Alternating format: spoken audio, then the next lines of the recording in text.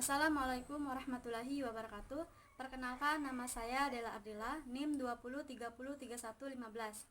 Di sini saya akan menjawab pertanyaan dari mata kuliah Ilmu Al-Quran dalam ujian akhir semester. Soal pertama yaitu, apa yang Anda ketahui tentang ayat-ayat muhkam dan mutasyabih? Dan berikan contohnya. Dan apa itu pawati aswar dan berikan contohnya. Yang pertama yaitu muhkam, artinya ayat-ayat yang maknanya jelas tidak tersembunyi. Sedangkan mutasyabih adalah ayat-ayat yang maknanya tidak jelas, hanya orang-orang yang kuat keilmuannya yang memahami dengan pemahaman yang benar. Adapun mutasyabih adalah ayat-ayat yang maknanya samar dan tersembunyi dari kebanyakan manusia.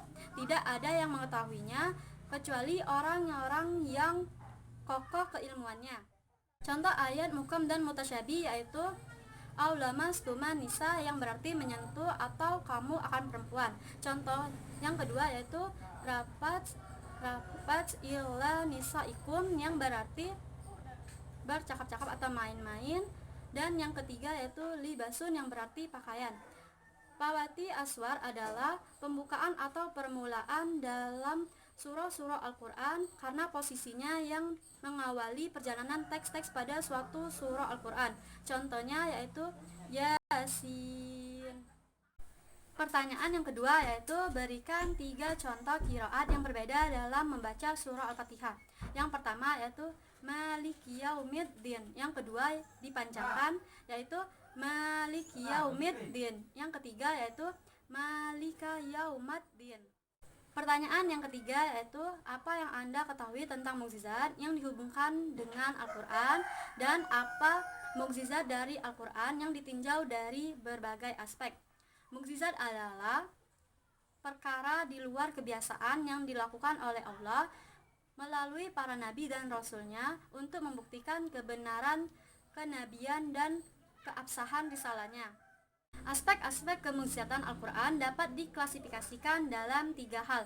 Yang pertama yaitu aspek kebahasaan, berita gaib, dan isyarat ilmiah. Yang akan saya jelaskan di sini adalah aspek kebahasaan.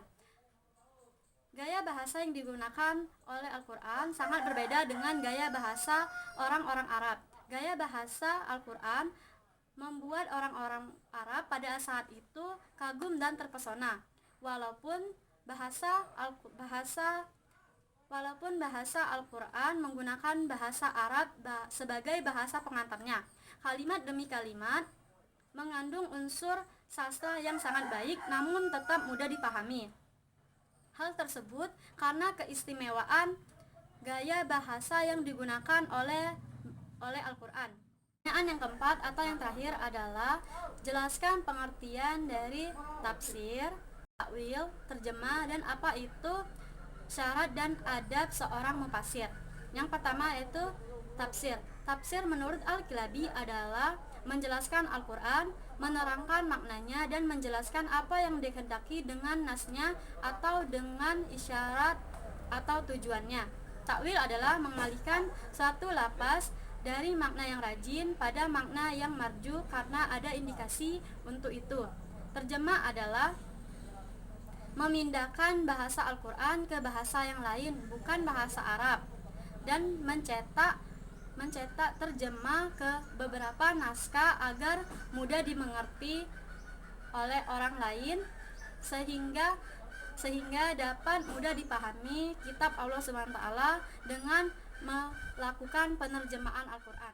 Syarat seorang mufasir: yang pertama, sehat akidah; yang kedua, terbebas dari hawa nafsu; yang ketiga, menafsirkan Al-Quran dengan Al-Quran; yang keempat, menafsirkan Al-Quran dengan As-Sunnah; yang kelima, merujuk kepada perkataan sahabat; yang keenam, merujuk kepada perkataan tabi'in; yang ketujuh, menguasai ilmu bahasa Arab; yang kedelapan, menguasai ilmu yang terkait dengan ilmu tafsir; yang kesembilan, pemahaman yang mendalam. Adapun adab seorang mufasir untuk menafsirkan Al-Quran sebagai berikut. Yang pertama, niatnya harus bagus. Yang kedua, hanya untuk mencari keridhaan Allah SWT. Yang ketiga, berakhlak mulia. Yang keempat, agar ilmu yang bermanfaat dan dapat dicontoh oleh orang lain. Baiklah, itulah jawaban dari saya untuk tugas ujian akhir semester. Saya ucapkan wassalamualaikum warahmatullahi wabarakatuh.